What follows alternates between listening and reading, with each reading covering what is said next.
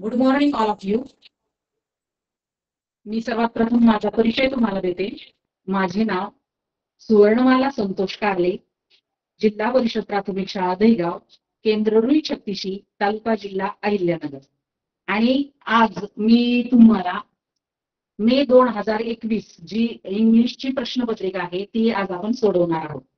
आता सर्वात प्रथम सेक्शन 1 म्हणजे काय तर विभाग 1.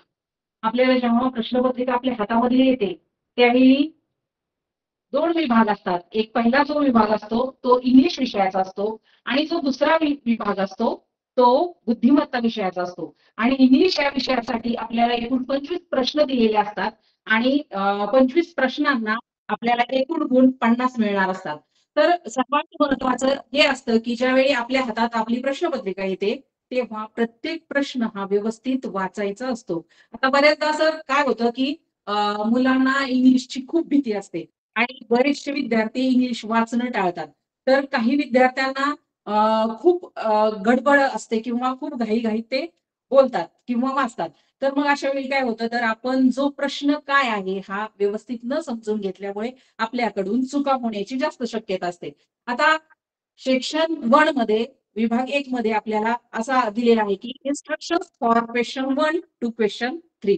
म्हणजे तुम्हाला 1 ते 3 जे प्रश्न आहेत याच्यासाठी काही सूचना दिलेल्या आहेत. आता पहिला जो प्रश्न आहे तो आहे read the passage carefully and choose the correct option.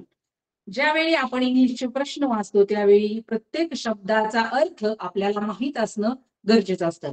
आता आपल्याला 1ली ते 5वी इंग्लिश विषय आहे आणि 1ली ते 5वीच्या अभ्यासक्रमामधील जे काही शब्द आहेत ते आपण ते आपल्या कानावरून गेलेले असतात. त्याचबरोबर आपली व्हॅकॅब्युलरी ही आपण स्वतः विविध शब्दांचा अभ्यास करून किंवा एकमेकांशी चर्चा करून आपली शब्दसंपत्ती आपण वाढवायची असते. आता या ठिकाणी आपल्याला एक पॅसेज दिलेला आहे. पॅसेज म्हणजे काय तर उतारा.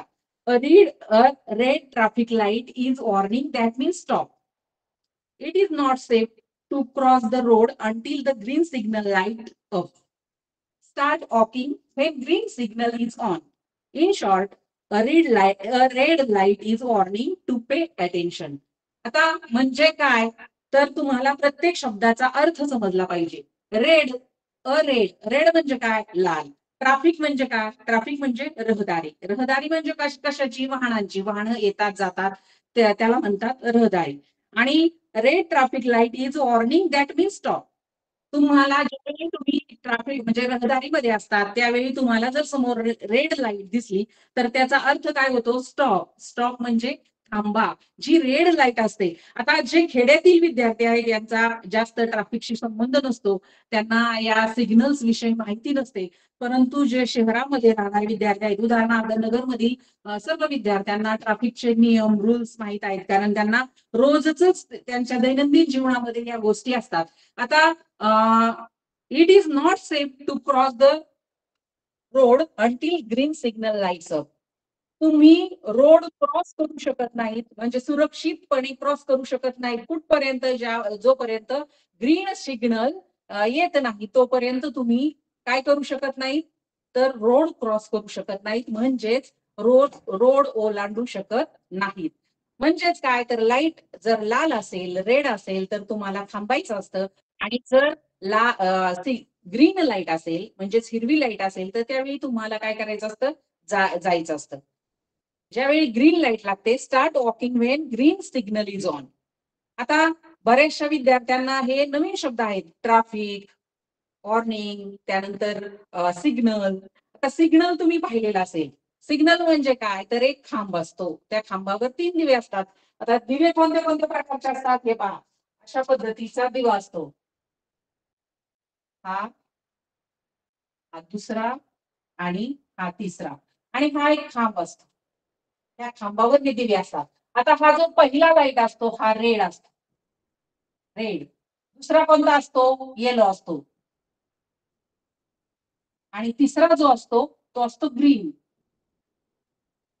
आता हा रेड असतो हा ज्यावेळी थांबायचा असेल म्हणजे तुम्हाला ज्यावेळी सूचना हा रेड लागलेला असतो त्यावेळी थांबावं लागतं आहे की नाही थांबा याचा अर्थ होतो थांबा.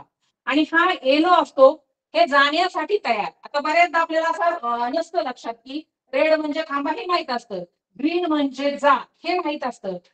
ग्रीन म्हणजे जा म्हणजे तुम्ही जाऊ शकता. परंतु आपल्याला येलोचा अर्थ बऱ्याचदा माहित नसतो. तर येलो म्हणजे काय, तर जाण्यासाठी तयार. तर अशा पद्धतीचा जो रोडवरती दिवा असतो याला सिग्नल असं म्हणतात. याला काय म्हणतात, सिग्नल. तर ह्या गोष्टी खेड्यात जरी आपण राहत असू तरीही आपल्याला ते माहित असणं आवश्यक आहे. आता बऱ्याचदा असं होतं की न वाचलेले उतारे, न वाचलेले पॅरेग्राफ्स आपल्याला येतात. अशा वेळी आपल्याकडे संपत्ती, शब्दसंग्रह जास्त असणे गरजेचे असते. In short, a red light is warning to pay attention. आणि थोडक्यात काय तर जी लाल लाईट आहे ती तुम्हाला तुमचं लक्ष म्हणजे लक्ष द्या कशाकडे, तुम्ही आता थांबा कारण इथं लाल दिवा लागलेला आहे. आता यावर आधारित तुम्हाला क्वेश्चन 1, क्वेश्चन 2 अँड क्वेश्चन 3 हे विचारलेले आहेत. If red stop then green. जर रेड दिवा तुम्हाला थांबायला सांगतो तर ग्रीन काय, तर तुम्हाला पहिला ऑप्शन आहे पे. पे होईल का, नाही होणार. बरोबर, अगदी सेफ, सुरक्षित आहे हेही होणार नाही. ऑफ, चाला. म्हणजे ज्यावेळी तुम्ही ग्रीन सिग्नल लागलेला असेल, ग्रीन दिवा असेल त्यावेळेस तो तुम्ही जा असा त्याचा अर्थ होतो. आणि चौथा आहे ऑन म्हणजे सूचना देणे.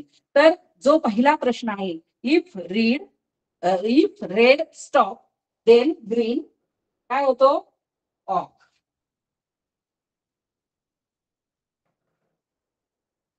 इफ रेड स्टॉप, जर रेड म्हणजे स्टॉप तर देन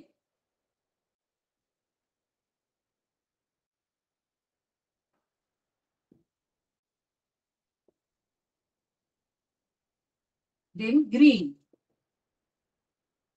ग्रीन मीन्स काय, तर ऑफ म्हणजे चाला. Option number 3 is correct answer. अशा पद्धतीचा.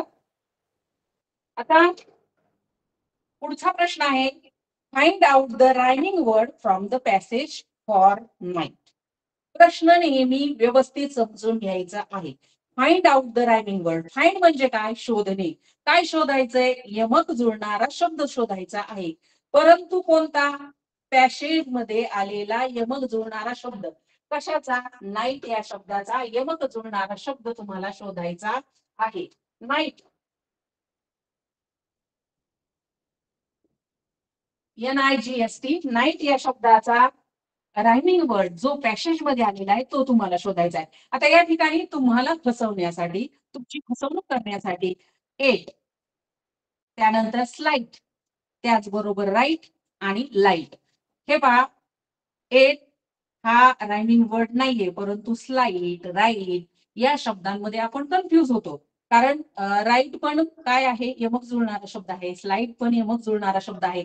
परंतु तुम्हाला जो नाईटचा यमक जुळणारा शब्द आहे तो पॅसेज मधला म्हणजे उतार्यातील विचारलेला आहे आणि तो आहे लाईट, NIGST. लाईट हा उतार्यातील शब्द आहे, म्हणून option number 4 is correct answer. आणि प्रश्न वाचताना नेहमी काय विचारलं आहे त्या खाली अंडरलाईन करायची. म्हणजे तुम्हाला नेमकं काय सांगायचंय, इनकरेक्ट आहे की करेक्ट आहे, जे विचारलं आहे ते तुम्हाला सांगायचं आहे. त्यानंतर पुढचा प्रश्न आहे, select the correct objective from the given passage. आता या पॅसेज मध्ये दिलेले ऍब्जेक्टिव्ह म्हणजे विशेषण तुम्हाला शोधायचं सांगितलेलं आहे. आता या ठिकाणी तुम्हाला उत्तर दिले रेड, ग्रीन, रेड आणि ग्रीन, आणि दुसरं आहे ग्रीन, रेड आणि ग्रीन. तर पहिला जो पर्याय आहे, जे पहिलं ऑप्शन आहे ए अँड बी करेक्ट. म्हणजे ए आहे रेड आणि बी आहे green. A and B correct. दुसरं आहे बी करेक्ट. तिसरं आहे ए करेक्ट. आणि चौथं आहे ए अँड बी इनकरेक्ट. म्हणजे दोन्ही चुकीचे आहेत. परंतु एक लक्षात घ्यायचंय, ज्यावेळेस ऍब्जेक्टिव्ह असतात, काइंड्स ऑफ ऍब्जेक्टिव्ह, त्यावेळी कशा कशाचा विचार होतो, तर कलर्स. जे काही रंग आहेत, मग रेड असेल, येलो असेल, ग्रीन असेल, जे विविध रंग आहेत, तर ते रंग ऍब्जेक्टिव्ह मध्ये येतात. त्याचबरोबर साईज असेल, लिटिल, लिटिल म्हणजे लहान, बिग म्हणजे मोठा. आता वेगवेगळे शेप्स असतात, त्यामध्ये कोणते ओव्हल आहे, सर्कल आहे, त्यानंतर ट्रायंगल आहे, रेक्टँगल आहे, हे त्यामध्ये येतात. तर त्याचबरोबर स्ट्रक्चर्स आहे. स्ट्रक्चर कसं असतं, स्मूथ असतं, कधी रफ असतं. रफ म्हणजे ओबडधोबड आणि स्मूथ म्हणजे मऊ, सॉफ्ट. त्याचबरोबर टेस्ट असतात, बिटर, स्वीट. नंबरचा समावेश होतो, फ्यू, मेनी, अ लॉट, अशा पद्धतीने. आणि साऊंड, साऊंड म्हणजे कसा, लाऊड, खूप मोठा आवाज, क्वाईट म्हणजे शांत. अशा पद्धतीचे वेगवेगळे प्रकार आपल्याला कशामध्ये येतात, याच्यात ऍब्जेक्टिव्ह म्हणजे विशेषणामध्ये येतात. म्हणून हे दोन्ही रंग, रेड अँड ग्रीन, हे दोन्ही काय आहेत, बरोबर आहेत. मग आपला पर्याय क्रमांक 1 जो आहे, option number 1, A and B. A and B. A and B is correct answer. A and B is correct answer. म्हणजे अशा पद्धतीने आपल्याला नेमकं काय विचारलं आहे, ऍब्जेक्टिव्ह कोणकोणते आहेत. आता ज्यावेळी आपल्याला आपण कोणत्याही घटकाचा, युनिटचा अभ्यास करतो, त्यावेळी तो बारकाईने करायचा आहे, जेणेकरून आपले गुण कुठेही कमी होता कामा नयेत. आता हे जे 3 प्रश्न आपण पाहिले, हे ट्रॅफिकवर होते. 1, 2 अँड 3. आणि आपल्याला यासाठी एक उतारा दिलेला होता. तर यावरचे प्रश्न आपण पाहिलेले आहेत. आता एक तुम्हाला मी सांगते, की ट्रॅफिकमध्ये पोलीस दादा असतात, आहे की नाही? तर पोलिसांचा जो गणवेश असतो, तो साधारण कोणता असतो बरं मुलांनो? खाकी असतो, आहे की नाही? म्हणजे खाकी. खाकी कपडे पोलिसांचे असतात. परंतु तुम्ही कधी ऑब्झर्व्ह केलंय का? कधी निरीक्षण केलंय का? की जे ट्रॅफिक दादा असतात, यांच्या शर्टचा रंग किमान कोणता असतो? व्हाईट असतो, पांढरा. का बरं पांढरा असतो? तर यामागं एक महत्वाची गोष्ट अशी असते, की हे जे ट्रॅफिक पोलीस आहेत, हे जे ट्रॅफिक दादा आहेत, यांचा संबंध हा उन्हाशी येतो. आणि उन्हाचा परिणाम त्यांच्या शरीरावर होऊ नये, आणि जे ऊन आहे ते रिफ्लेक्स व्हावं, किंवा सूर्याचा जो प्रखर प्रकाश आहे, उन्हाळ्यामध्ये खूप प्रखर प्रकाश असतो, आणि तो रिफ्लेक्स व्हावा म्हणून जे ट्रॅफिक दादा आहे त्यांच्या शर्टचा रंग नेहमी पांढरा शुभ्र असतो. आणि त्याचं एक दुसरंही कारण असं आहे, की जे खादी खाकी खाकी जो ड्रेस इतर पोलिसांचा असतो, त्यांच्यापेक्षा आपल्याला ट्रॅफिक दादा सहजासहजी समजून यावेत म्हणून या दोन्हींच्या ड्रेसमध्ये डिफरन्स दिलेला असतो. तर ह्या छोट्या छोट्या गोष्टी आहेत, आणि ह्या आपण बारकाईने आपल्या सततच्या म्हणजे निरीक्षणातून, ऑब्झर्वेशन मधून ह्या आपल्या लक्षात येतात. त्यामुळं कोणतीही गोष्ट पाहताना, किंवा तुम्ही ज्यावेळी बाहेर पडता, त्यावेळी प्रत्येक गोष्ट बारकाईने पाहण्याची सवय लावली पाहिजे. आणि आपण ज्यावेळी आपल्या मित्रमैत्रिणींसोबत चर्चा करतो, बोलतो, त्यावेळी दुसऱ्या इतर गप्पा मारण्यापेक्षा कोणत्याही विषयाची तयारी आपण करायची आहे. सांग बरं याचं म्हणजे हा एखादा प्रश्न आहे समजा, सांग याचं सिंग्युलर हे आहे, तर मग प्लुरल काय असेल. अशा पद्धतीने आपण आपल्या मित्रमैत्रिणींशी चर्चा करू शकतो, त्यांच्याशी बोलू शकतो, आणि आपल्या बरोबर त्यांचं नॉलेज देखील आपण वाढवू शकतो. आता पुढचा प्रश्न आहे, select the set which has different sound. आता तुम्हाला सेट निवडायचा आहे. आता या ठिकाणी तुम्हाला 4 सेट दिलेले आहेत, आणि एक सेट तुम्हाला निवडायचा आहे. त्यामध्ये डिफरंट, डिफरंट म्हणजे काय? वेगळा. साऊंड म्हणजे काय? आवाज. तुम्हाला वेगळ्या आवाजाचा शब्द म्हणजे तो सेट निवडायचा आहे, ज्या सेटमध्ये वेगळा आवाज आहे, डिफरंट साऊंड आहे.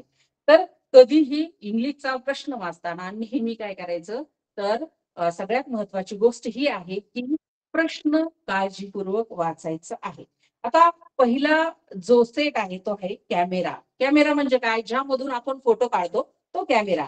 दुसरा आहे कॅसल. कॅसल म्हणजे काय? किल्ला. जे शिवरायांनी अनेक किल्ले आपल्या महाराष्ट्रामध्ये बांधले, तर त्यात तो कॅसल म्हणजे किल्ला. त्यानंतर कॅबेज. कॅबेज म्हणजे काय? कोबी.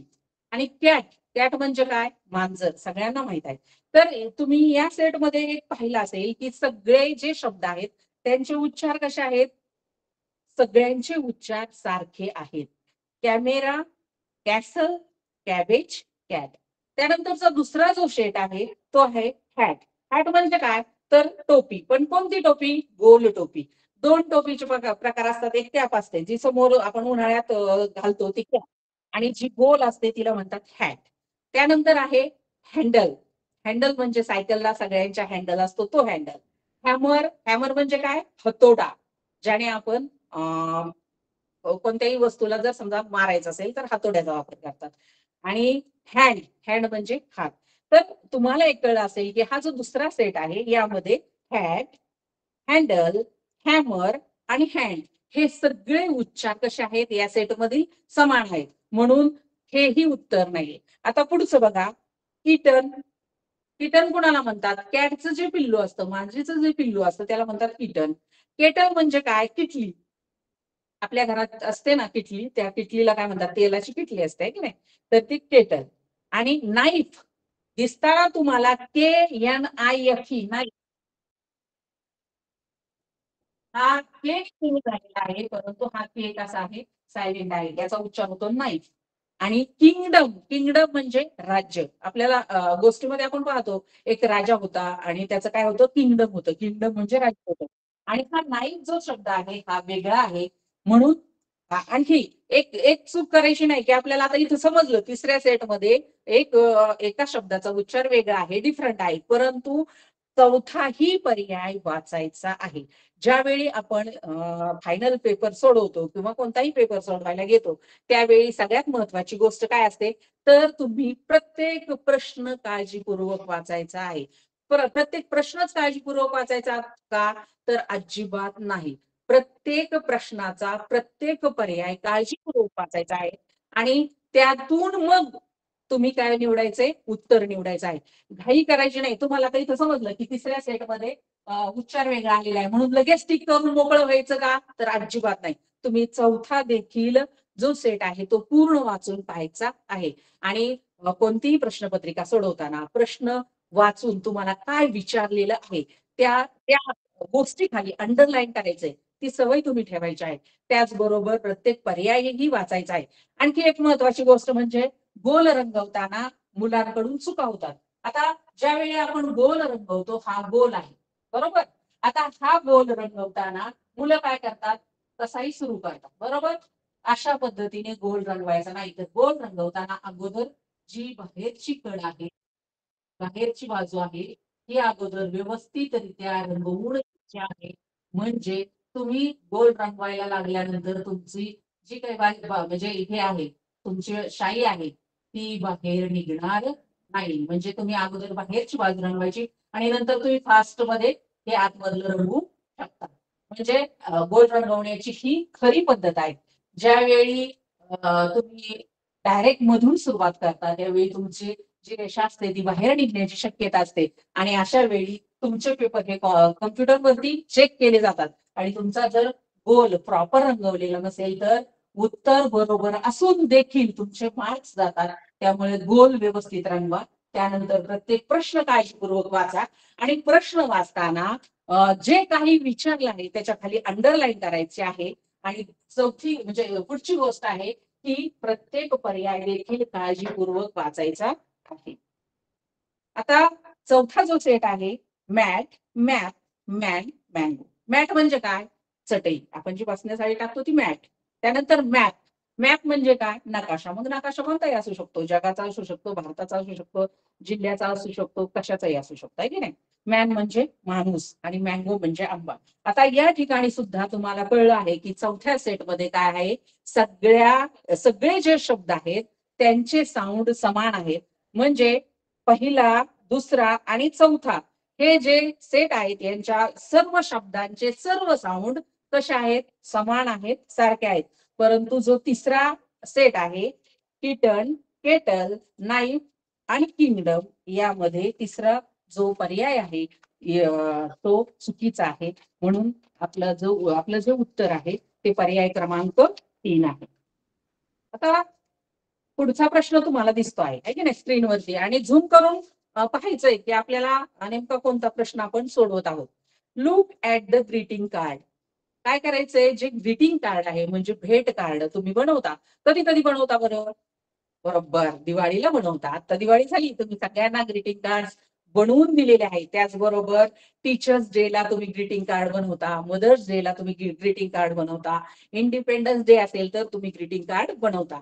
आपण वेगवेगळ्या जे काही सण आहेत, समारंभ आहेत, त्यावेळी आपण छान छान असे ग्रीटिंग कार्ड बनवतो. आणि फक्त बनवतो का तर नाही, तर ते बनवून आपण वितरण करतो. कुणाला वितरण करतो किंवा कुणाला देतो, तर आपले जे जवळचे आहेत, आपल्या मित्रमैत्रिणी आहेत, आपल्यापेक्षा मोठे जे आदरणीय आहेत, ज्या ज्या व्यक्ती आपल्या ओळखीच्या आहेत, अशा व्यक्तींना आपण ते ग्रीटिंग कार्ड देतो. तर look at the greeting card. इथेही तशाच प्रकारचं एक सुंदर असं ग्रीटिंग कार्ड बनवलेलं आहे. Read the message and choose the correct option. आता तुम्ही ते ग्रीटिंग कार्ड वर काय मेसेज आहे तो वाचायचा आहे.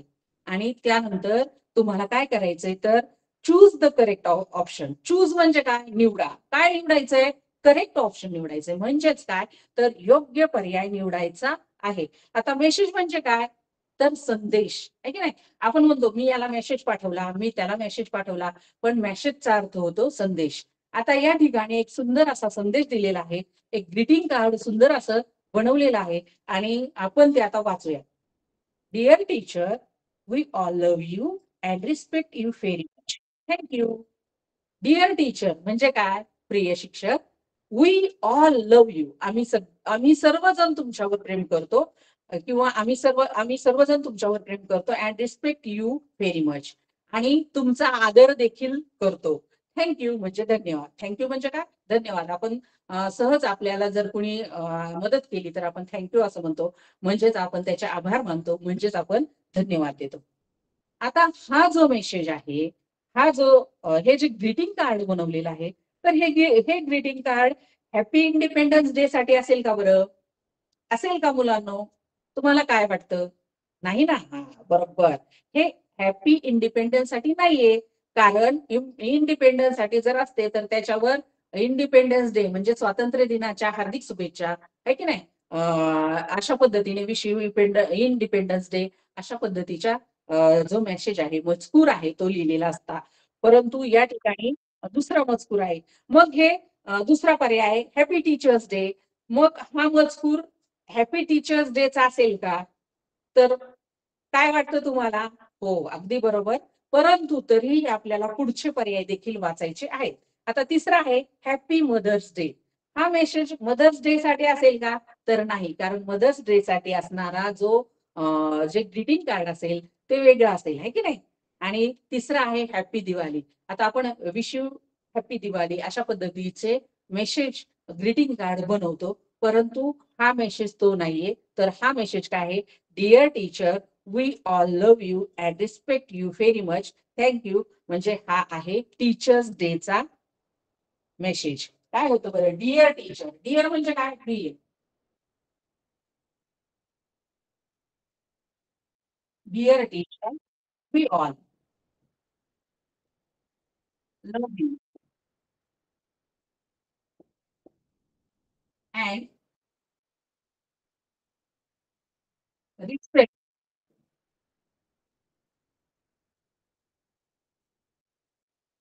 Respect you very much, thank you. तर हा जो मेसेज आहे तर तो हॅपी टीचर डे साठी विद्यार्थ्यांनी त्यांच्या टीचरला लिहिलेला मेसेज आहे. आता पुढचा प्रश्न आहे, choose the mismatch pair from the given option. तर चूज चूज म्हणजे काय, निवडा. द मिसमॅच म्हणजे काय, जुळत नसलेला. पिअर पिअर म्हणजे जोडी, फ्रॉम द गिव्हन ऑप्शन. आता खाली तुम्हाला ऑप्शन दिलेले आहेत आणि यामध्ये असं विचारलेलं आहे की मिसमॅच म्हणजे मॅच न होणारा, न जुळणारा पर्याय शोधायचा आहे. आता पहा, आपल्याला आपल्या सर्व वर्ग शिक्षकांनी सिंग्युलर्स प्लुरल्स हे शिकवलेलं आहे. आणि कधीही तुम्हाला प्रश्न विचारले जातात त्यावेळी असे प्रश्न असतात की मुलं कन्फ्युज झाले पाहिजे, अशा पद्धतीचे प्रश्न असतात. परंतु आपण अगदी तयारीशी आपल्या मित्रमैत्रिणींशी रोज रोज विचारून एकमेकांना आपले जे सिंग्युलर आहेत, प्लुरल आहे यांची तयारी व्यवस्थित करायची आहे. आता या ठिकाणी बघा, डिअर पहिला आहे डिअर. आता डिअर म्हणजे काय तर हरिणी आहे की नाही. आणि दुसरं आहे स्टुडंट.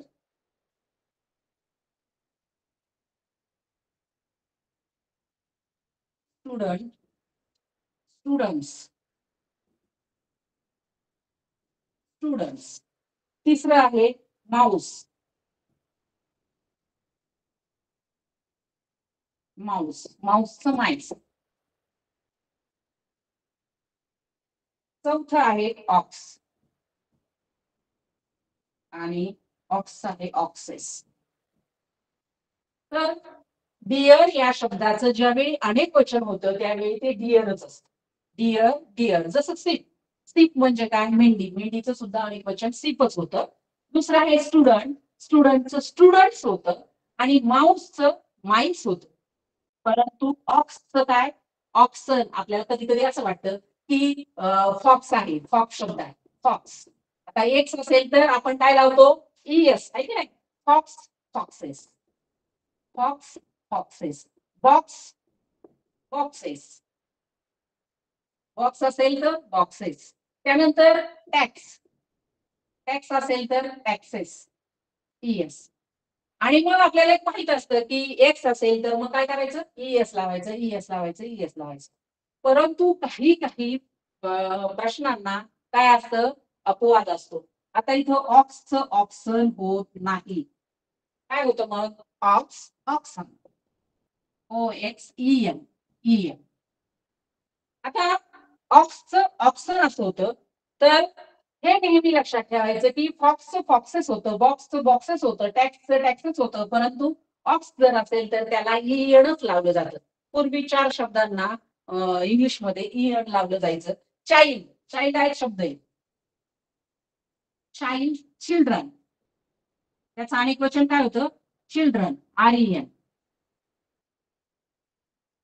सिस्टर, ब्रदर हे शब्द जसं इंग्लिश मॉडर्न झालं तसं ते कालबाह्य झाले. परंतु ऑक्सन आणि चिल्ड्रन या शब्दांमध्ये ई-एन वापरण्याची आजही पद्धत आहे. म्हणजे ज्यावेळी तुम्ही अनेक वचन करता त्यावेळी चिल्ड्रन ई-एन लागतो शेवटी आणि ऑक्सला ऑक्सन शेवटी लागलं जातं. तर ह्या गोष्टी ज्या छोट्या छोट्या गोष्टी आहेत आपल्या शिक्षकांनी आपल्याला रूल्स शिकवलेले असतात. काय शिकवलेलं असतं की समजा शेवटी जर ओ असेल किंवा एक्स असेल किंवा एस एच असेल किंवा सी एच असेल तर अशा वेळी आपण ईएस लिहायचं असतं. बरोबर आहे की नाही. किंवा जर शेवटी वाय असेल तर काय करायचं वायचा लोप होतो. वायचा काय होतो लोप पावतो आणि आय ई एस आपण त्याला जोडतो आहे की नाही. वायचा काय होतो लोप होतो. आणि समजा जर एफ किंवा एफ ई असेल एफ अथवा एफ ई ह्या दोन्हीपैकी असेल तर काय होतं पीईएस आपण शेवटी जोडतो. काय जोडतो पीईएस. हे जे नियम्स आहेत हे जे रूल्स आहेत हे आपल्या सगळ्या शिक्षकांनी तुम्हाला सर्वांना शिकवलेले आहेत.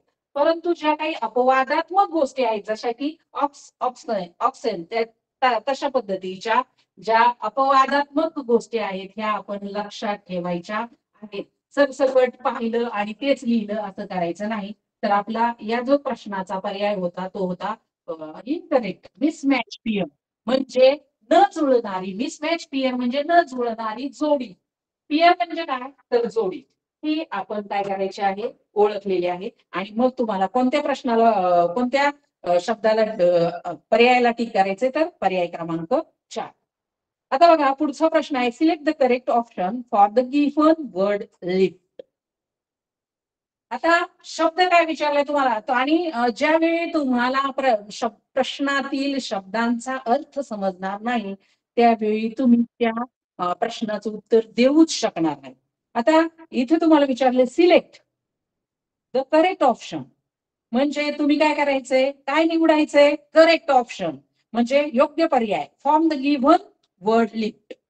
खाली दिलेले जे शब्द वर्ड आहेत म्हणजे खाली दिलेले जे शब्द आहेत त्याच्यात लिफ्ट या शब्दासाठी तुम्हाला काय करायचं आहे योग्य पर्याय निवडायचा आहे. आता लिफ्ट म्हणजे काय LIFT, LIFT लिफ्ट.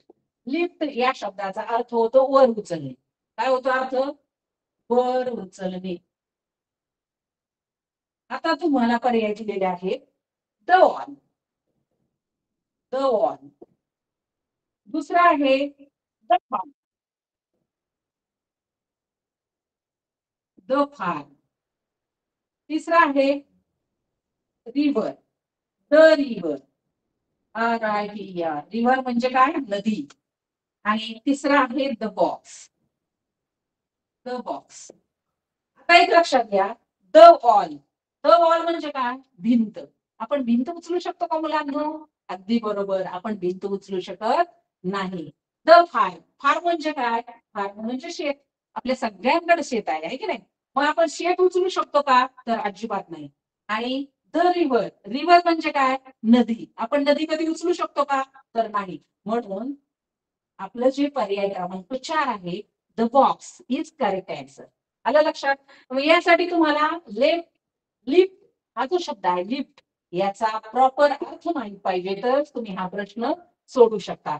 आणि इंग्लिश हा विषय असा आहे की अतिशय सोपा असलेला विषय आहे आणि यामध्ये जेवढी तुमची शब्दसंपत्ती जास्त, तुमची व्हॅकॅब्युलरी जेवढी जास्त, तेवढं तुमचं काय इंग्लिशवर तुम्ही प्रभुत्वही मिळवू शकता आणि त्याचबरोबर इंग्लिशचे उत्तर सुद्धा जास्तीत जास्त बरोबर देऊ शकता. आणि एक सगळ्यात छान गोष्ट अशी आहे की मराठीला तुम्हाला खूप शब्दसंपत्ती लागते. त्या मानाने इंग्लिशला एवढी शब्दसंपत्तीची गरज नसते. कारण लिमिटेड असा आपला अभ्यासक्रम असतो. तो जर आपण छान घेऊन घेतला, त्याची तयारी छान केली तर तुम्ही इंग्लिशमध्ये जास्तीत जास्त मार्क्स मिळवू शकता. त्याचबरोबर बुद्धिमत्तेत तुम्हाला म्हणजे हे करावं लागतं, गेस करावं लागतं की म्हणजे हा प्रश्न कशाशी निगडीत आहे. त्याचबरोबर गणितामध्ये खूप अशी आकडेमोड असते, परंतु इंग्लिशमध्ये जर तुम्ही चर्चा केली, मित्रमैत्रिणींशी गप्पा मारून जर तुमची शब्दसंपत्ती तुम्ही वाढवली, व्हॅकॅब्युलरी जर तुम्ही वाढवली, तर तुम्हाला कसलीही अडचण येत नाही. तुम्ही सहजासहजी उत्तर शोधू शकता किंवा सहजासहजी उत्तर देऊ शकता. Choose the correct pair from the given option. आता 8वा प्रश्न आहे काय? Choose the correct pair from the given option. तुम्हाला योग्य जोडी, करेक्ट पेअर म्हणजे योग्य जोडी निवडायची आहे खाली दिलेल्या पर्यायांमधून. आता बघा, बियर. आता बियर म्हणजे काय बरं मुलांना? तुम्हाला सगळ्यांना माहितीये बियर म्हणजे काय? अस्वल आहे की नाही? अस्वल कुठं असतं? जंगलात असतं आहे की नाही? आता त्याला दिले रोअर.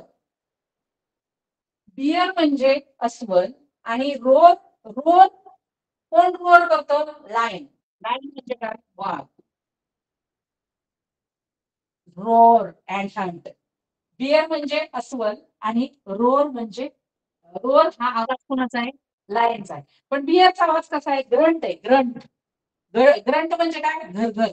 आणि ओहल दुसरं आहे. Sorry, owl. आऊल. आऊल म्हणजे काय? घुबड. आणि घुबडाचा फूट. आता या ठिकाणी घुबड जे आहे आऊल आणि फूट ही जोडी बरोबर आहे, कारण घुबडाचा आवाज फुटाचा असतो. पुढचे जे 2 पर्याय आहेत ते आहे पिग.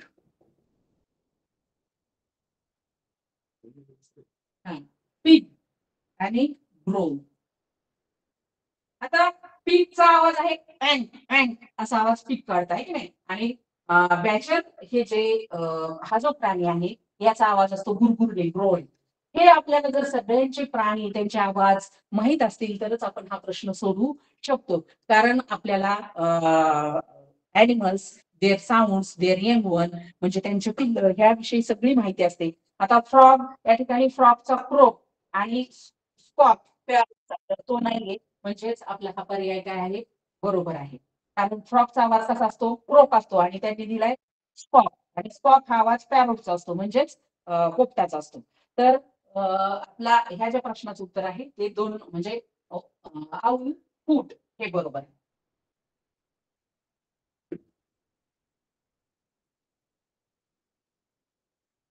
आता पुढं पहा. 9वा प्रश्न आहे. Choose the correct ordinal number which comes after 11. Ordinal म्हणजे क्रमिक संख्या. म्हणजे पहिला, दुसरा, 7वा, 8वा ऑर्डिनल. आणि कार्डिनल म्हणजे 1, 2, 3, 4, 5, 6, 7 असे संख्या आहे की नाही. तर तुम्हाला ऑर्डिनल विचारलाय. ऑर्डिनल कशाचा? 11. 11 च्या नंतर काय येतं? 12. आता तुम्हाला त्याचं स्पेलिंग करेक्ट जर माहित असेल तरच तुम्ही त्याचं उत्तर लिहू शकता, बरोबर आहे नाही? 12.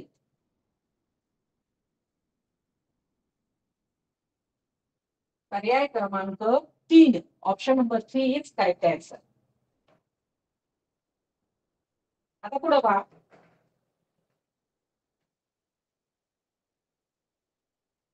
Look at the picture and select the correct conversation which match with the picture.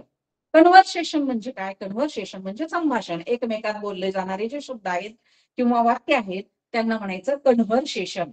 आता तुम्हाला चित्र पाहिजे सांगितले, सर्वांना स्क्रीनवरती चित्र दिसतंय. तो माणूस काय करतोय? बरोबर ऊस घ्यायला गेलेला आहे आणि एक एक मुलगा आणि त्याची आई त्या ठिकाणी बाकावर बसलेले तुम्हाला दिसत आहे की नाही?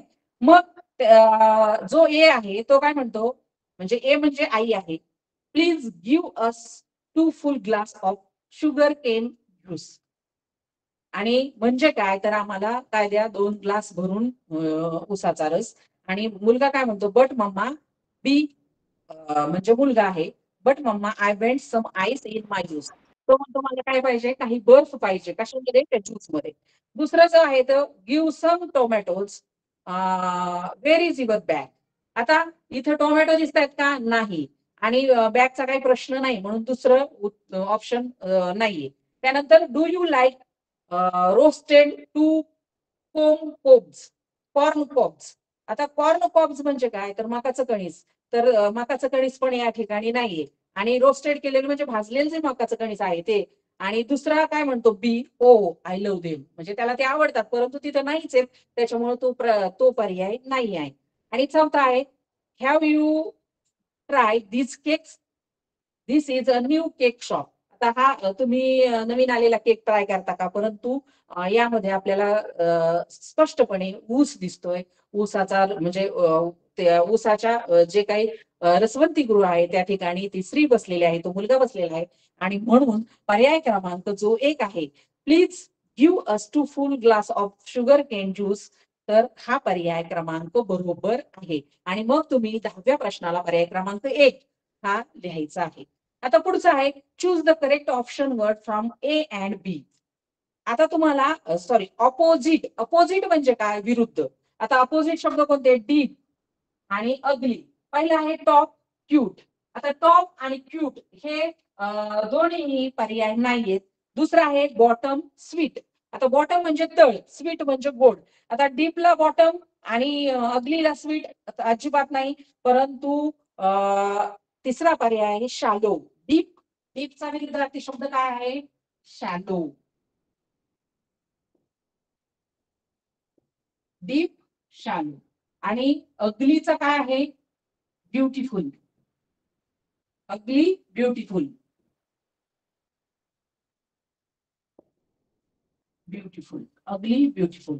म्हणजे जो पर्याय क्रमांक 3 आहे तो बरोबर आहे. आता फाउंटन म्हणजे काय? तर कारंजे जे उडतात त्याला फाउंटन म्हणतात. आणि क्रुएल म्हणजे क्रूर. क्रूर जो माणूस असतो त्याला क्रुएल असं म्हटलं जातं. मग डीपचा शॅलो आणि अगलीचा ब्युटिफुल. ज्यावेळी तुम्ही आपल्या मित्रमैत्रिणींशी चर्चा करता त्यावेळी तुम्ही काय करायचं आहे? तर अशा पद्धतीचे विरुद्ध अर्थाच्या शब्दांचा सराव करायचा आहे. आता पुढचा प्रश्न आहे choose the correct option of the following statement which indicate the correct time Rita wakes up early in the morning. Rita wakes up early in the morning. म्हणजे काय? अर्ली, लवकर उठणे. आता लवकर आपण कधी उठतो बरं? सकाळीच उठतोय की नाही? आपण रात्री झोपलेलो असतो. आणि Rita wake up early in the morning म्हणजे आपण सकाळी सकाळी उठतो. मग आता इथं पर्याय दिले 7 PM. काय दिले? 7 PM. आता PM आपण कधी वापरतो बरं मुलांना? 7 PM. दुसरा आहे 7 AM. तिसरा आहे 3 PM. आणि फोर्थ आहे 12 नून. आता एक लक्षात घ्यायचंय की PM याचा अर्थ काय आहे? तर पोस्ट मेरिडियम. पोस्ट मेरिडियम म्हणजे काय? दुपार नंतरचा जो काळ असतो त्याला पोस्ट मेरिडियम असं म्हणतात. आणि AM म्हणजे काय? तर अँटे मेरिडियम. अँटे मेरिडियम म्हणजे दुपारच्या अगोदरचा, दुपार पूर्वीचा काळ याला म्हणायचं AM. काय म्हणायचं याला? AM.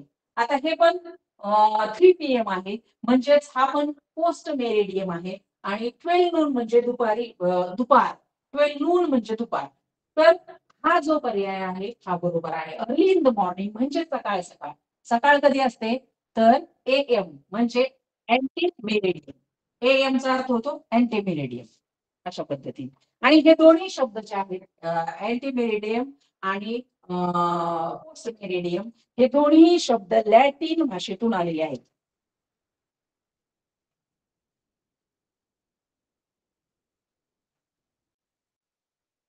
आता पुढचा जो प्रश्न आहे आपला 13वा. Complete the box by choosing the correct action word from the given word. आता तुम्हाला एक बॉक्स दिलेला आहे आणि ऍक्शन वर्ड तुम्हाला त्या शब्दांची मॅच होणार ऍक्शन वर्ड शोधायचं आहे. आता स्पिनिच. स्पिनिच म्हणजे काय तर पालक. स्पिनिच म्हणजे काय पालक.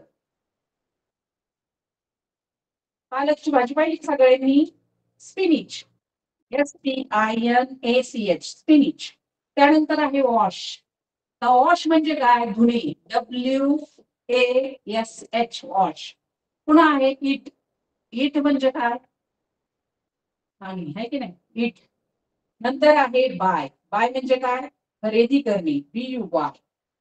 BUY बाय म्हणजे खरेदी करणे.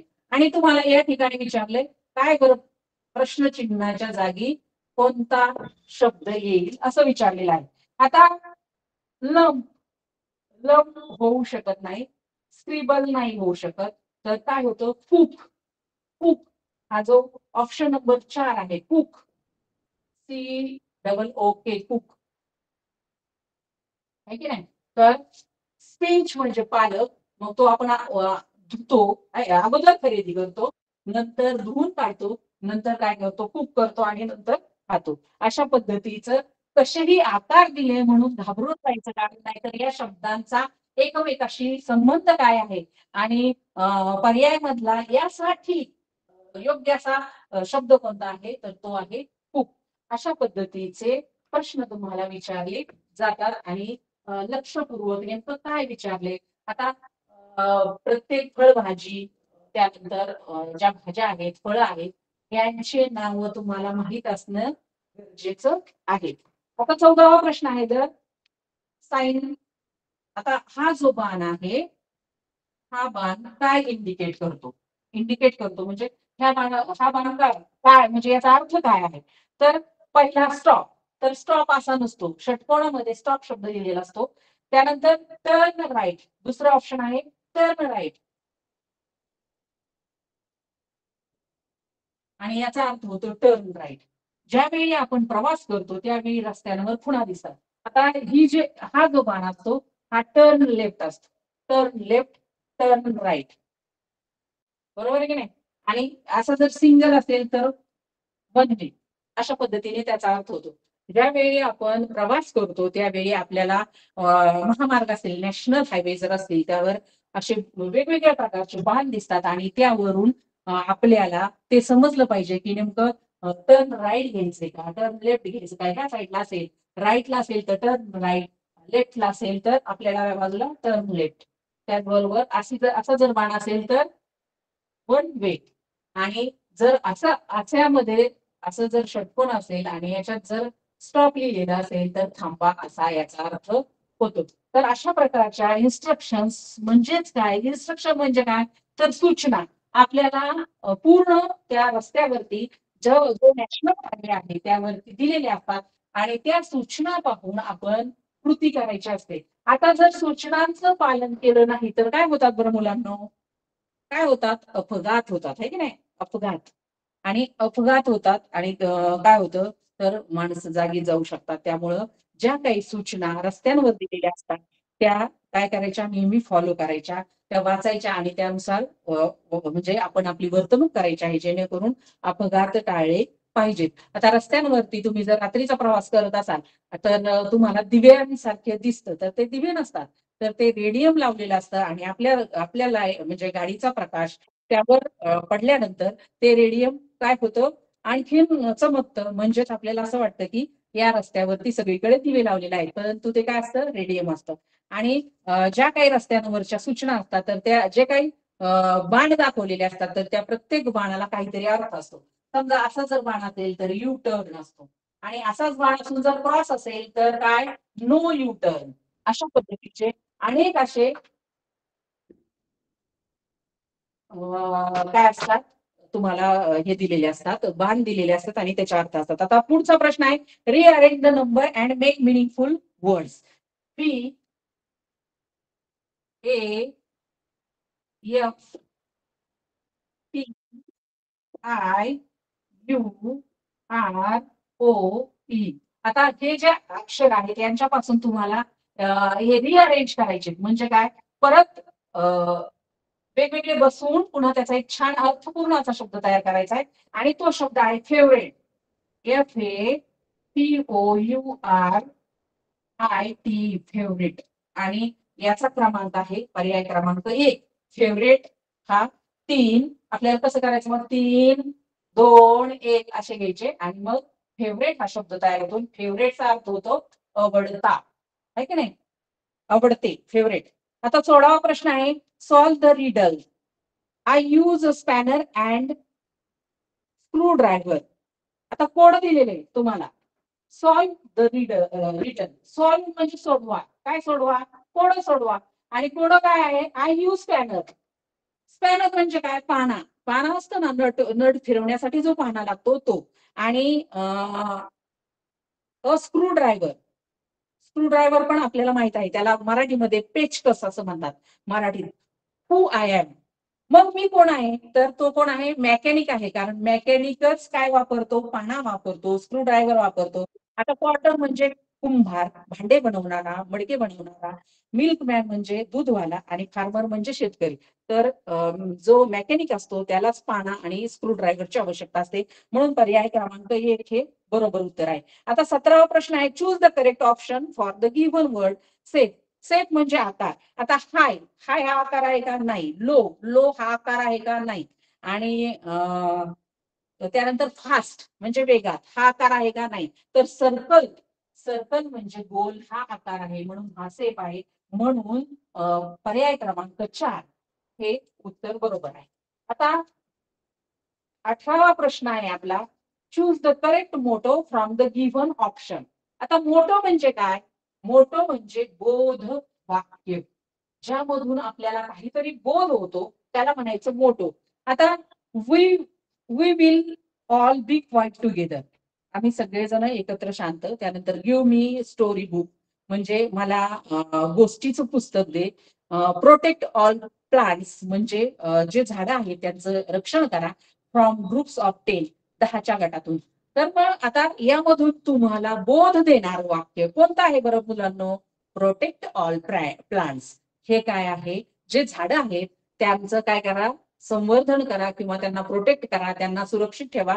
म्हणजेच हे वाक्य बोध देणार आहे. यामधून काहीतरी बोध होतो, म्हणून मोठं काय आहे, प्रोटेक्ट ऑल प्लांट्स. आता का बरेचसे असे सेव्ह ट्री, सेव्ह अर्थ, नो अर्थ नो लाईफ, सेव्ह अर्थ सेव्ह फ्युचर, अशा पद्धतीचे, किंवा मोअर ट्रीज मोअर ऑक्सिजन, अशा पद्धतीचे बोधवाक्य असतात. आणि त्याच्यातलंच हे एक बोधवाक्य आहे, पर्याय क्रमांक 3, प्रोटेक्ट ऑल प्लांट्स.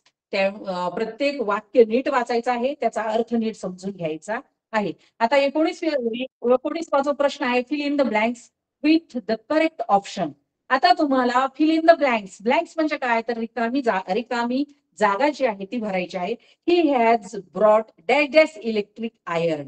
आता ए अँड द हे जे आर्टिकल्स आहेत ते वापरण्याचे नियम आहेत. आता आपण कधी वापरू शकतो, use before noun starting with consonant sound. ज्यावेळी कॉन्सनंट म्हणजे काय, व्यंजन असेल तर व्यंजनाच्या बिफोर, बिफोर म्हणजे काय, अगोदर. आफ्टर म्हणजे काय, नंतर. व्यंजनाच्या अगोदर जर नाऊनची सुरुवात ही कॉन्सनंटने होत असेल, कशाने, व्यंजनाने, तर मग आपण काय वापरतो, ए वापरतो. आणि use before noun starting with oval. Oval म्हणजे काय, तर स्वर, AEION हे इंग्लिश मधले स्वर आहेत. आणि इथं electric, he has brought electric iron. आता इलेक्ट्रिक हा जो शब्द आहे तर हा ई ने सुरू होतो. ए, ई, आय, ओ आणि यू हे स्वर आहेत, ओव्हेल्स आहेत आणि या शब्दाची सुरुवात ई ने झालेली आहे म्हणून इथं ॲन येईल. काय येईल? ॲन. आर्टिकल कोणतं येईल? An. Look at the diagram and choose the correct option. आता डायग्राम म्हणजे काय? डायग्राम हा शब्द नवीन आहे. डायग्राम म्हणजे आकृती. आता ही आकृती तुम्हाला याची दिलेली आहे प्लांटची. 20वा प्रश्न आहे आपला प्लांट. प्लांट म्हणजे काय बाळांनो? तर प्लांट म्हणजे रोपटे आहे की नाही? PLANTS plants. प्लांट्स म्हणजे काय? रोपटे. आता या ठिकाणी तुम्हाला अशा पद्धतीची आकृती दिलेली आहे. मॉस. MOSS MOS. मॉस म्हणजे शेवाळ. त्यानंतर आहे फर. फर म्हणजे काय? औषधी वनस्पती. आणि तिसरं आहे कॅक्टस. कॅक्टस. कॅक्टस म्हणजे काय? तर निवडुंग. कॅक्टस म्हणजे काय? निवडुंग. आणि तुम्हाला इथं विचारलंय मग इथं काय येईल? आता या सगळ्या वनस्पतीत मॉस, फर, कॅक्टस हे तुम्हाला माहित पाहिजे. मॉस म्हणजे शेवाळ, फर म्हणजे औषधी वनस्पती, कॅक्टस म्हणजे काय? निवडुंग. मग पुढचं काय येईल बरं? स्टेम येईल का? स्टेम म्हणजे देठ नाही. त्यानंतर थ्रोन येईल का? थ्रोन म्हणजे काटा नाही येणार. तर वाईन. वाईन म्हणजे द्राक्षाची वेल म्हणजे PINE. इथं काय येईल? PINE. हे काय आहे? Option number 3 is correct answer. आणि ग्रेन म्हणजे धान्य. चौथं जे आहे ते ग्रेन आहे. धान्य येईल का? नाही. आपल्याला वरती नाव दिले प्लांट. प्लांट्स म्हणजे रोपटे. मग काय? Moss, fern, cactus and vine. मग आपलं जे उत्तर आहे 20व्या प्रश्नाचं ते वाईन आहे. वाईन म्हणजे काय? तर द्राक्षांचा वेल.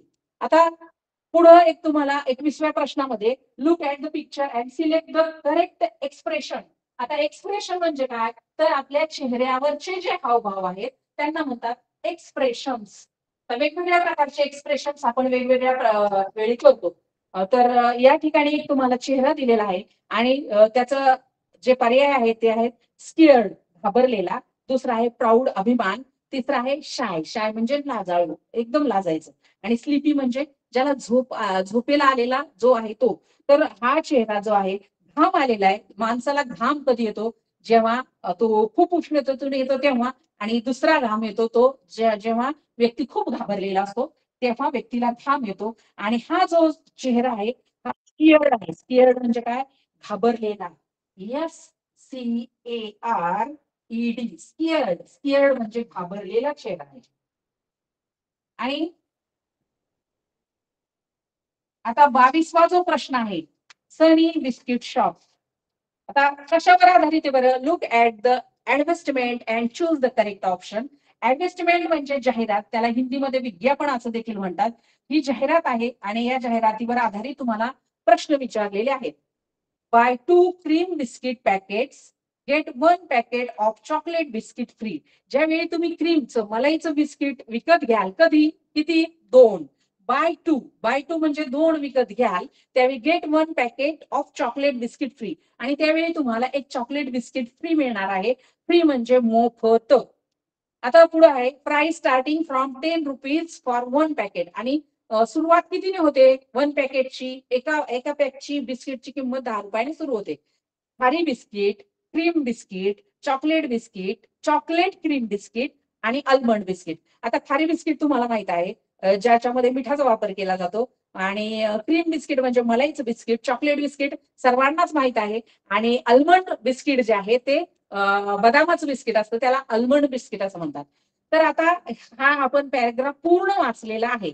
आता तुम्हाला तो समजलेला आहे. मग तुम्हाला प्रश्न असा विचारलाय, you can buy dash dash packets of cream biscuit and get dash dash packet of chocolate biscuit. म्हणजे तुम्ही किती क्रीमचे बिस्किट घेतल्यानंतर तुम्हाला चॉकलेटचे बिस्किट किती फ्री मिळणार? तर स्पष्ट पहिल्याच ओळीत आपल्याला त्याचा अर्थ दिलेला आहे. जर तुम्ही 2 buy 2 cream biscuit 2 cream biscuit जर घेतले तर तुम्हाला एक चॉकलेट बिस्किट फ्री मिळणार आहे. आणि हा पर्याय आहे आपला option number 3 is correct answer. म्हणजे जर तुम्ही 2 क्रीमचे बिस्किट घेतले तर तुम्हाला एक चॉकलेट बिस्किट फ्री मिळणार आहे. आता पुढचा प्रश्न आहे, how many capital letter should be in the given sentence. Sentence म्हणजे काय? सेंटेन्स म्हणजे वाक्य. आणि एक तुम्हाला वाक्य दिलेलं आहे आणि या वाक्यामध्ये किती कॅपिटल लेटर्स येतात? आता तुम्हाला वाक्य असं दिलं, I am Sopan Bhosle. I am Sopan Bhosle. I am Sopan Bhosle. आता ज्यावेळी तुम्हाला इंग्लिश शिकवत आहेत आपले सगळेजण शिक्षक, त्यावेळी तुम्हाला इंग्लिशचे नियम देखील शिकवलेले आहेत. कॅपिटल लेटर्स केव्हा लिहितात? आता आय हा असा आहे की आय तो वाक्याच्या सुरुवातीला आला तरी कॅपिटलच लिहायचा आणि मध्ये कुठेही आला तरी आय हा कॅपिटलच लिहायचा असतो. त्याचं कारण असं आहे की पहिलं सुरुवातीला एक हा फ्रेंच शब्द होता, ICH, एच, ICH, एच, आणि हा फ्रेंच शब्द होता, परंतु नंतर एच काढला गेला, मग फक्त काय राहिलं, इच, IC. परंतु तो त्याचा जो उच्चार होता तो सायलेंट असल्यासारखा इच असा होता. नंतर हा सी सुद्धा काढला गेला आणि मग फक्त आय कंटिन्युअस वापरात आला आणि म्हणून आय हा कॅपिटल लिहितात. तो मध्ये येऊ द्या, वाक्याच्या सुरुवातीला येऊ द्या, कुठेही आला तरी आय हा नेहमी कॅपिटलच लिहायचा. हे काळजीपूर्वक ऐका आणि तसाच लिहायचा आहे. आता पुढं आहे सोपान भोसले. आता सोपान भोसले जो आहे तो हे प्रॉपर नाऊन आहे. काय आहे? Proper noun. त्यामुळं सोपान भोसले या ठिकाणी तुम्हाला हे सुद्धा कॅपिटल काढावं लागेल आणि त्याचबरोबर भोसलेचा बी देखील कॅपिटल काढावा लागेल. म्हणजे आय एम सोपान भोसले या वाक्यामध्ये आय कॅपिटल असेल, एस कॅपिटल असेल,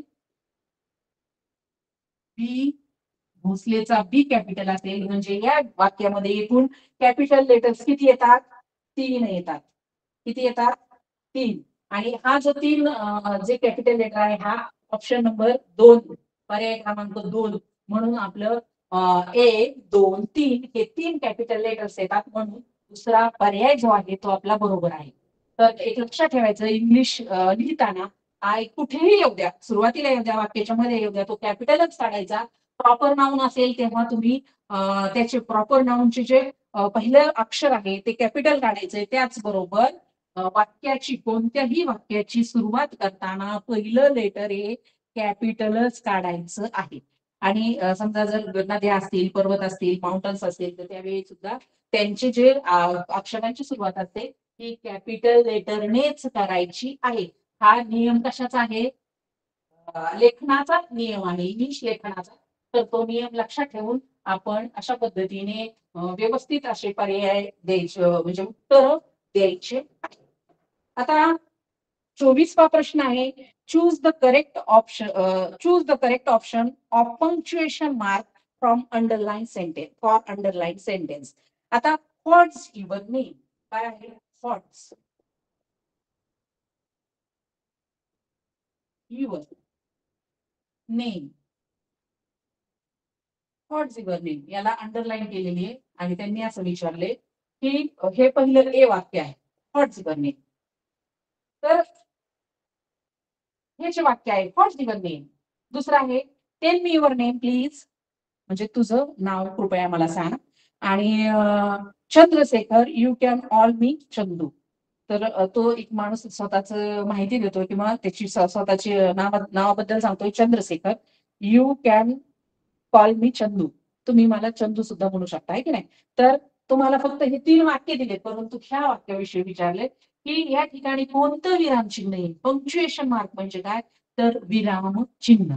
आता या ठिकाणी पहिला आहे क्वेश्चन मार्क, दुसरा आहे फुल स्टॉप, तिसरा आहे अर्धविराम, चौथा आहे उद्गारवाचक चिन्ह, एक्सक्लेमेशन मार्क. आता व्हॉट्स युअर नेम म्हणजे प्रश्न आहे. व्हॉट्स युअर नेम तर प्रश्न आहे, म्हणून शेवटी काय येणार आहे? प्रश्नार्थक चिन्ह म्हणजेच क्वेश्चन मार्क शेवटी येणार आहे. म्हणून तुमचा पर्याय क्रमांक 1 जो आहे तो बरोबर आहे. ज्यावेळी वाक्यामध्ये what, when, which class do you study अशा पद्धतीचे प्रश्न असतात. हाऊ ओल्ड आर यू, तू किती वर्षांचा आहेस, त्यावेळी हाऊ असे जे शब्द येतात, व्हॉट, विच, त्यावेळी प्रश्नचिन्ह द्यायचं असतं. म्हणजे त्या वाक्यामध्ये काय विचारलेला असतो, प्रश्न विचारलेला असतो आणि आपल्याला त्याचं काय करायचं असतं, योग्य असं उत्तर द्यायचं असतं. आता शेवटचा प्रश्न आपण पाहणार आहोत, तो आहे choose the sentence which has correct punctuation mark. आता तुम्हाला 4 वाक्य दिलेली आहेत आणि त्या 4 वाक्यांमध्ये कोणतं वाक्य आहे की त्यामध्ये पंक्च्युएशन मार्क व्यवस्थित दिलेला आहे, म्हणजे त्या वाक्यामध्ये विरामचिन्ह व्यवस्थित दिलेले आहेत. Oh no, what shall I do now? Oh no, what shall I do now? प्रत्येक ठिकाणी वेगवेगळे दिलेलं आहे. आता पहिल्यामध्ये तुम्हाला ओच्या तिथं स्वल्पविराम दिलेला नाही. दुसऱ्या वाक्यामध्ये काय केलंय, तर ओच्या तिथं स्वल्पविराम देऊन नो ला प्रश्नचिन्ह केलं आणि तिसऱ्या वाक्यामध्ये ओ स्वल्पविराम दिलाय. चौथा नो ला काय केलंय, उद्गारवाचक चिन्ह दिले, एक्सक्लेमेशन मार्क दिले, परंतु शेवटी प्रश्नचिन्ह दिलेलं नाहीये. तर आपल्या जो 25वा प्रश्न आहे, तर तो पंक्च्युएशन मार्क म्हणजे जे काही विरामचिन्ह आहेत ते व्यवस्थित आपल्याला ओळखायचं होतं आणि ते आहे ओ स्वल्पविराम, no, exclamation mark, what, shall I do, what shall I do, what shall I do now, आता मी काय करू. आणि शेवटी द्यायचंय प्रश्नचिन्ह, म्हणजे option number 4 is correct answer. हे दिसायला तुम्हाला सगळ्यांना जरी सोपं वाटत असेल, परंतु यासाठी तुम्हाला पंक्च्युएशन मार्क्स नेमकं कोणतं कुठं वापरायचं आहे याचा अभ्यास बारकाईने करणे गरजेचं आहे. इंग्लिशचे प्रश्न जेव्हा आपण सोडवतो तेव्हा प्रत्येक शब्द व्यवस्थित वाचण्याचा सराव करा आणि वाचलेल्या शब्दाचा अर्थ समजून घ्या. जे नवीन शब्द आलेले आहेत त्यांचा देखील अभ्यास करा, जेणेकरून तुमची जेवढी व्हॅकॅब्युलरी व्यवस्थित असेल तेवढं तुम्ही छान म्हणजे ते प्रश्न समजून पण घेऊ शकतात आणि तुमचे जे उत्तर आहेत ते अतिशय सुयोग्य पद्धतीने देऊ देखील शकता. म्हणजेच आपण इंग्लिश ह्या विषयासाठी काय करायचं आहे, जास्तीत जास्त व्हॅकॅब्युलरी म्हणजेच आपला शब्द संपत्ती, आपला शब्द संग्रह, शब्द साठा वाढवायचा आहे, जेणेकरून आपल्याला इंग्लिशमध्ये 50 पैकी 50 गुण कसे मिळतील, 25 प्रश्नांना 50 गुण कसे मिळतील या दृष्टीने आपण प्रयत्न करायचे आहेत.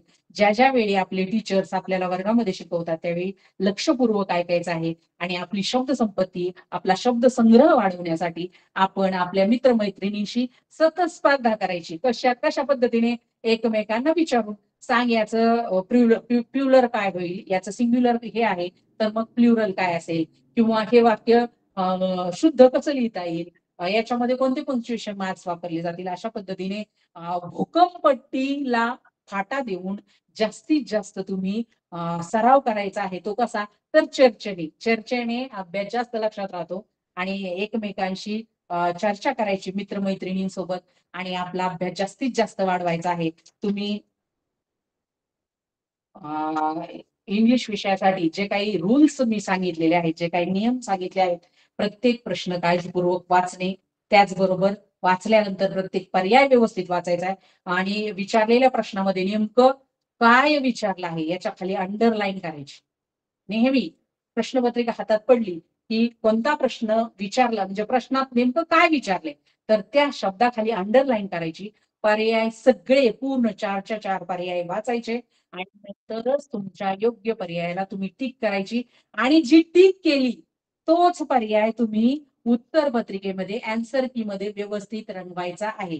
तर आज मला या ठिकाणी मे 2021 ची जी महाराष्ट्र राज्य शासनाची आपली जी प्रश्नपत्रिका होती ती सोडवून देण्याची संधी मिळाली, त्याबद्दल झेडपीचे शतशः आभार, शिक्षण विभाग अहिल्यानगर यांचे विशेष आभार आणि सर्व विद्यार्थ्यांना तुमच्या जे फेब्रुवारीमध्ये आता 3च महिने राहिलेले आहेत आणि जो तुमचं काही येणारे 3 महिने आहेत यामध्ये तुम्ही भरपूर अभ्यास करा, भरपूर प्रश्नपत्रिकेचा सराव करा आणि शेवटी जी फायनल फेब्रुवारीमध्ये तुमची परीक्षा आहे त्या परीक्षेला सर्वांनी घवघवीत यश मिळवा, जेणेकरून आपल्या अहिल्यानगरचे भरपूर विद्यार्थी राज्य पातळीवर, जिल्हा पातळीवर चमकतील. या दृष्टीने तुम्ही प्रयत्न करा. सर्व शिक्षक खूप प्रयत्न मेहनत घेत आहे तुमच्यावर आणि तुम्ही सर्व विद्यार्थ्यांनी मनापासून जर मेहनत केली तर 3 महिने म्हणजे काही थोडा कालावधी नाही, खूप कालावधी आहे. या कालावधीमध्ये तुम्ही जास्तीत जास्त प्रश्नपत्रिका सोडवा, जास्तीत जास्त सराव करा आणि तुम्हा सर्वांना माझ्यातर्फे ऑल द बेस्ट. खूप खूप छान प्रश्न सोडवा फायनल एक्झामला, म्हणजेच वार्षिकचा जो पेपर आहे फेब्रुवारीमध्ये, त्या पेपरला तुम्ही सुंदर असं छान शांत डोक्याने शांत चित्ताने छान असा पेपर सोडवा आणि जास्तीत जास्त गुण संपादन करून आपल्या जिल्ह्याचं नाव रोशन करा. मला या ठिकाणी बोलण्याची संधी दिली त्याबद्दल संयोजकांचे शतशः आभार. Thank you so much. धन्यवाद.